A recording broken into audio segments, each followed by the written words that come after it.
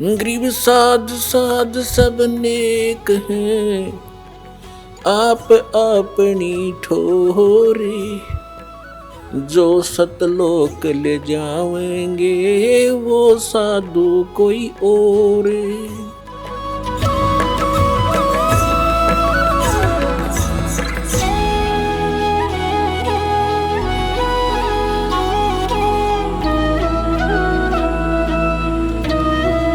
ये मैं कोई डूम बाट नहीं, कोई मांगनियां खड़ियां नहीं, एक मैंने रोजी रोटी ना मिल रही थी। इस दास ने इस परमात्मा के प्रोसेस को, इसके सारे ज्ञान को बहुत गहराई से समझा है और तब इसके ऊपर कदम रखा है। और कितने संघर्ष के बाद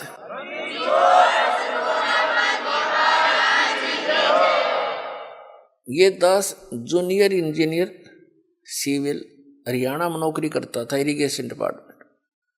जब से ये ज्ञान हुआ एक नारी तड़प बनी और ये सोचा करता था कि भगवान ये सभी मेरे जैसे दुखी हैं, सभी परमात्मा के लिए भटक रहे हैं। कोई सालासर जाता है, कोई वैष्णो देवी, कोई अमरनाथ के इतनी भयंकर पहाड़ियों पर चढ़ जाता है, वहां मर भी जाते हैं बर्फीले तूफानों से, फिर भी जाते हैं, अगले दूसरे हिचकते नहीं। और ये ज्ञान यदि आपके बच्चों तक पहुंच जाए, भक्ति तो न करनी है तो यह अच्छी भक्ति करेंगे तो काम आओगे, तो डरे ढोरे। और कुछ फिर ये हुआ था कि असंग जन्म हो गया, हमने ये नौकरी करते हैं कि तो बालक पैदा करके न पालते पोसते, राजा भी बन दिए, परमात्मा का विधान बताता है, फिर गधे भी बन गए। तो ये सोचा था दास ने कि भगवान दया करे, उसका प्रचार करूं। जब तक आदेश नहीं था नाम का तो भक्तों से मिलता था, अपने मित्रों से, रिश्तेदारों से, घर वालों से, सबको कहता कहवाता, और जो समझ जाता नाम दिलवाता था अपने पूज्य गुरुदेव जी से। फिर और मन में ये सोचा करता कि इस नौकरी ने छोड़ छाड़ के अपनी तो भक्ति करूं, इसमें तो सारा दिन सिर दर्द रहता है। लेकिन वो भी हमारी अपनी बालक वाली सोच थी। लेकिन परमात्मा का ज्ञान तो ये कहता है कि डेरे डंडे खुश रहो, खुश रे लेना मोक्ष। ध्रुव प्रहलाद भी पार हो गए, फिर गृहस्थी में के दोष। तो फिर दिल सा डटे था। फिर गुरुदेव ने आदेश दे दिया एक दिन के नाम दिया कर तू, आज से मेरा आशीर्वाद तेरे साथ होगा, विश्व में तेरे समान संत नहीं होगा। मैं उनके मुंह की तरफ देख रहा था।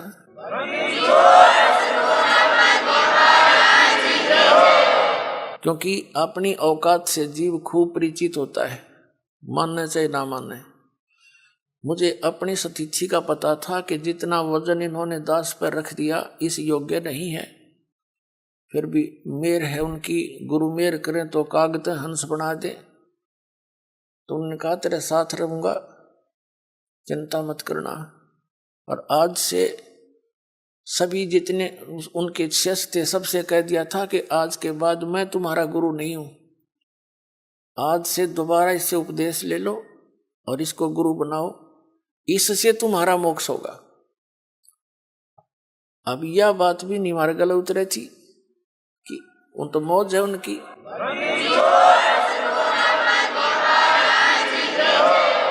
कहने का भाव यह था कि उन्होंने अपना वजन तार दिया। क्यों? उन परमात्मा के हंस थे वो खास, और सुनियोजित तरीके से इस बिचली पीढ़ी तक ये मूल धन लेना था हमने, और वो उनको उनके से द्वारा पार नहीं होने थे, ये पार इस दास के द्वारा होने थे। इसलिए उन्होंने अपना पल्ला झाड़ दिया और अपना वजन कति खत्म कर दिया। मैं तुम्हारा गुरु नहीं हूं, अब ये है वो गुरु जिसकी तुम्हें आवश्यकता है। छुड़ानी के अंदर उन्होंने स्पेशल ब्लॉक सबको सामने कह दिया था। तो बुद्धिमान व्यक्ति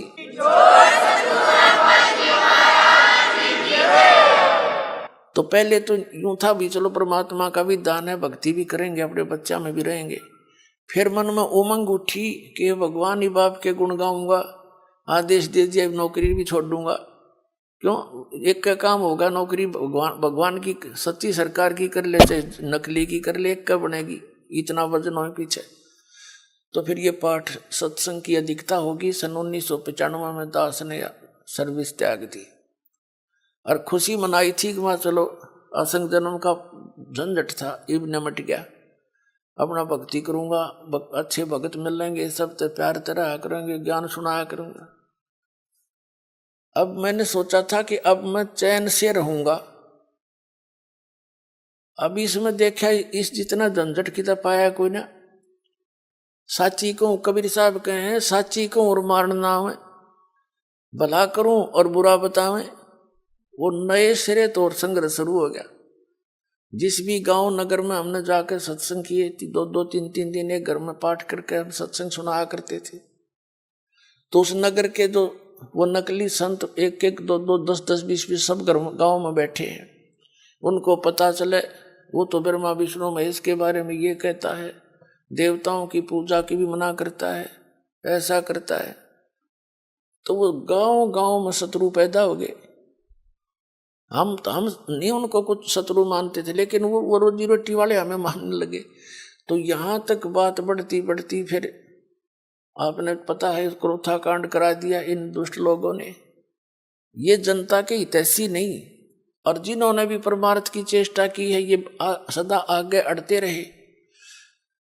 जैसे ईसा मसीह जी ने सच्चाई कहने की चेष्टा की थी, करस करवा दिया इन दुष्ट लोगों ने। कबीर परमेश्वर जी ने सच्चाई की ढोल के डंके पे इन्होंने वो दुख दिए इन नकली गुरुओं ने।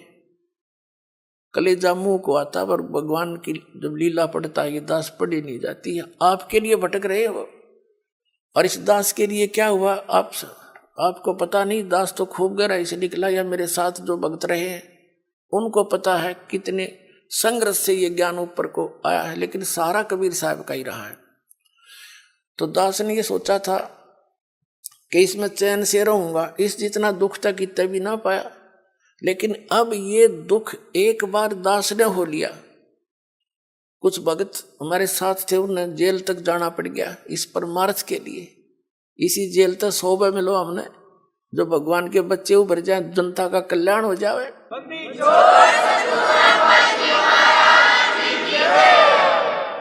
तो उस दिन से लेकर आज तक वो संघर्ष जारी है।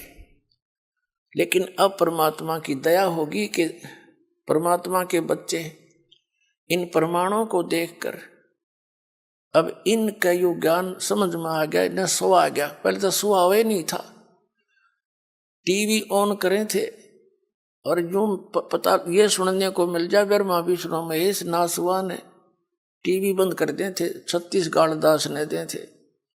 यो बकवाद करता है, ब्रह्मा विष्णु जी को भी नासवान बताता है, इनके माता पिता बताता है। मैं तो पढ़ कर सुनाता हूं, बताता नहीं। इनका इतिहास लिखा हुआ है, और वो तुम्हें पढ़ने को, आप जी को मिला नहीं पढ़ने को, आप समझ नहीं सके। दास तो समझा रहा है कि ये लिखा है इनके इतिहास में, तो अब मान गए ये।